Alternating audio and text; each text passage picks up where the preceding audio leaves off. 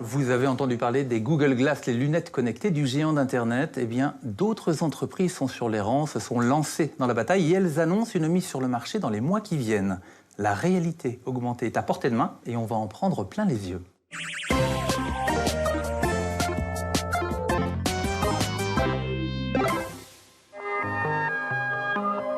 Identifier une personne grâce à la reconnaissance faciale, traduire et sous-titrer instantanément un film, reconnaître et localiser un monument historique, tout cela sera bientôt possible avec les lunettes connectées. Nous allons pouvoir interagir avec notre environnement et ajouter des informations à notre réalité. C'est ce qu'on appelle la réalité augmentée. Les lunettes connectées sont un concentré de technologie qui fonctionne assez simplement. Un microprojecteur diffuse des images sur un mini-écran. L'image se superpose à l'environnement.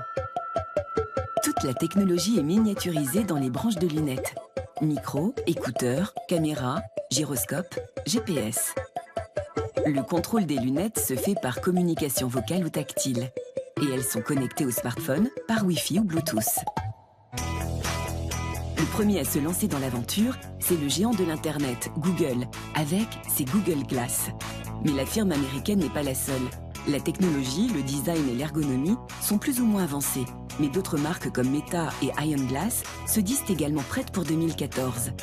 Comme en France, à Rennes, où la start-up Optivent a créé ses propres lunettes intégrant un nouveau système de visualisation.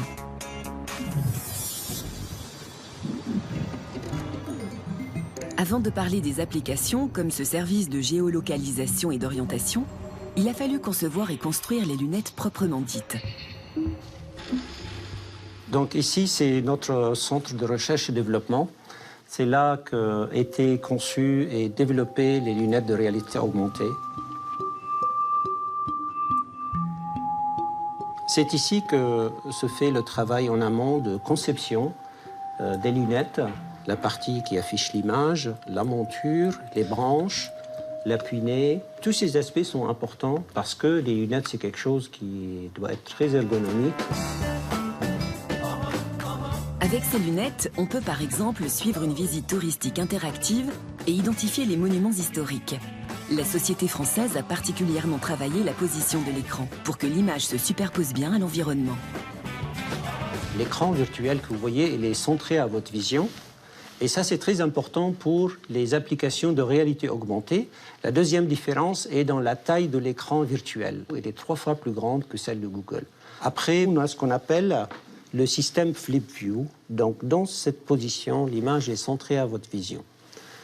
Mais vous pouvez aussi tourner l'afficheur vers le bas. Là, vous continuez à voir l'image, elle est là, elle est en bas, mais qui ne vous empêche pas de travailler.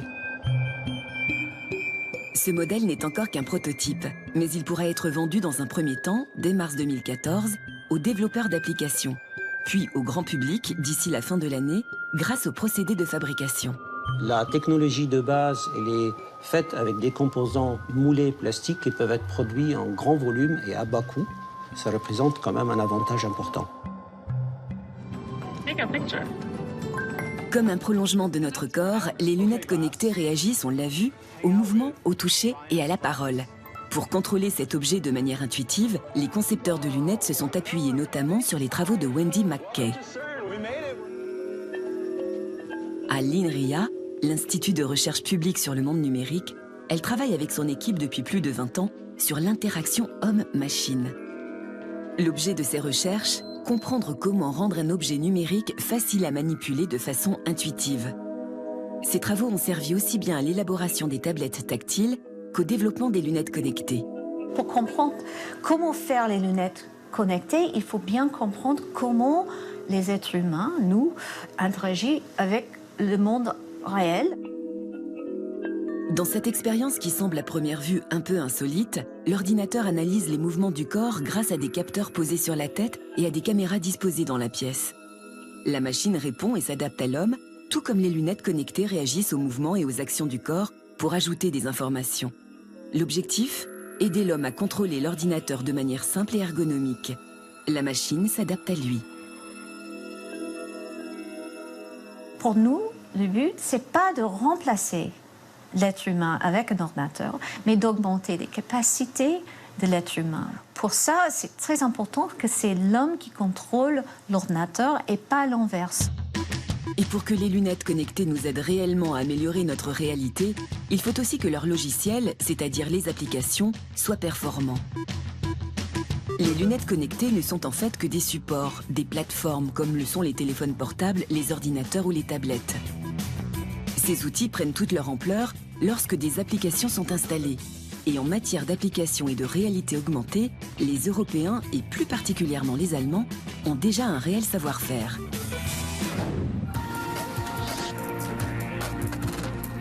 Dans cette start-up allemande à Munich, une centaine de personnes travaillent sur la création d'applications de réalité augmentée. Des lunettes connectées sont aujourd'hui un nouveau support pour développer leurs applications. Et forcément, au pays des constructeurs automobiles, l'entreprise a développé une application mode d'emploi pour réparer les moteurs de voitures avec les Google Glass. Le principe de la réalité augmentée est assez simple. Je dirige les lunettes vers le compartiment moteur et des flèches virtuelles m'indiquent avec précision l'emplacement des réservoirs de liquide que je vais enfin pouvoir remplir. À aucun moment je n'ai besoin de faire appel à mes mains.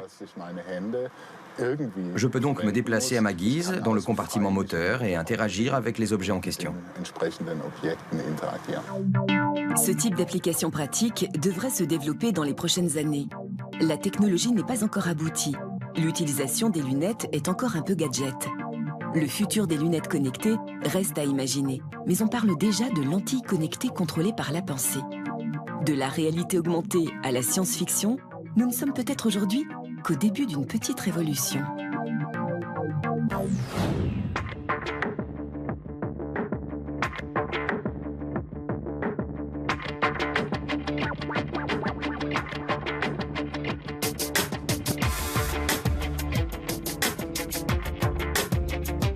Je suis maintenant en compagnie de Wendy McKay. Bonjour. Bonjour. On vous a vu dans le reportage. Vous, votre travail, c'est la réalité augmentée depuis des années. Alors, est-ce que ces lunettes connectées, c'est une révolution ou un simple gadget? Pour moi, la révolution, c'est déjà les smartphones. On a déjà la capacité de lier le monde physique avec le monde numérique. On peut capturer les informations avec les smartphones, on peut augmenter les informations et les objets réels, on peut traquer des gens, tout ça. Et en fait, ça vient de 20 ans de recherche. Là, on a une révolution. Et les lunettes sont un autre moyen, une autre plateforme pour augmenter le monde réel.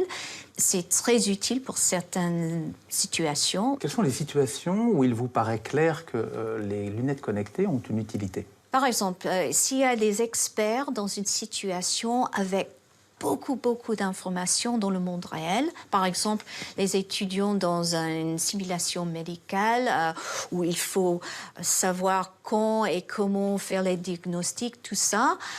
Les lunettes augmentées peuvent simplifier des choses, faire des priorités pour eux et donner un moyen de naviguer dans le monde complexe réel.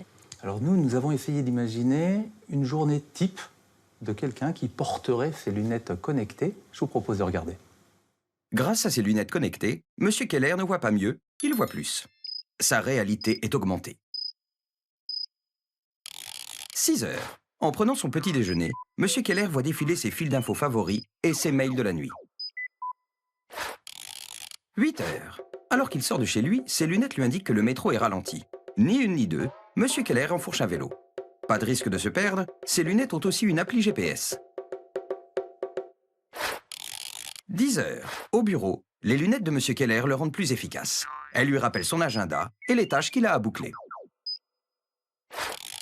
13 heures. M. Keller sort déjeuner. Dans la rue, les promos et les formules proposées par les restaurants apparaissent dans ses lunettes. 15 heures. Pour ne pas perdre une miette, M. Keller filme la réunion à laquelle il participe. 19 heures. M. Keller se rend à un rendez-vous. Équipé de ses lunettes connectées, il peut voir les profils et les statuts des uns et des autres. 21 heures. En rentrant chez lui, M. Keller peut se repasser les meilleurs moments de sa journée. Fini les trous de mémoire. Wendy, ce monsieur Keller qui va rencontrer une personne pour la première fois avec ses lunettes connectées, c'est-à-dire qu'il va voir défiler son CV, éventuellement, il va y avoir de la reconnaissance faciale. Est-ce que ce n'est pas un problème pour l'interaction entre les gens? Oui, je pense. C'est un changement d'attention. On regarde une liste de choses devant les yeux, on ne regarde pas la personne, on n'est plus dans une conversation, on est en train de regarder un CV. Ce n'est pas la même chose. On sait déjà qu'il y a des limites de capacité, de perception, d'attention. Et si on est toujours en train de regarder quelque chose avec les lunettes connectées, on risque d'avoir moins d'attention nécessaire pour les choses autour de nous. La réalité est déjà relativement complexe. On parle de réalité augmentée. Est-ce qu'on ne va pas finir avec une tête comme ça si on porte des lunettes connectées en permanence? Les capacités humaines, les capacités cognitives ne sont pas en train d'exploser en capacité comme on voit avec l'informatique. Il faut gérer ça et il y a des limites on ne peut pas dépasser. Il n'y a pas le risque de se faire écraser aussi en traversant la route? Oui, bien sûr. Le monde réel est toujours là et c'est pas comme dans un jeu vidéo où on est mort et après on revient. Alors, ça ne marche pas dans le monde réel. Wendy, merci d'avoir répondu à toutes nos questions. Alors, il n'y a pas que les scientifiques qui travaillent sur les lunettes connectées. C'est un domaine en pleine ébullition et on trouve sur Internet des communautés qui réfléchissent aux applications que pourraient avoir ces lunettes connectées. On les appelle les Glass Explorers. La communauté Google Explorer rassemble des milliers de programmateurs dans le monde qui développent des applications adaptées aux lunettes connectées. Parmi elles, une aide à la recherche d'appartements tout en se promenant en ville. Cet appartement haut de gamme offre 4 grandes chambres. Une application qui permet de reconnaître les constellations. Ou encore une autre qui permet de demander aux lunettes de lire à voix haute un article de journal.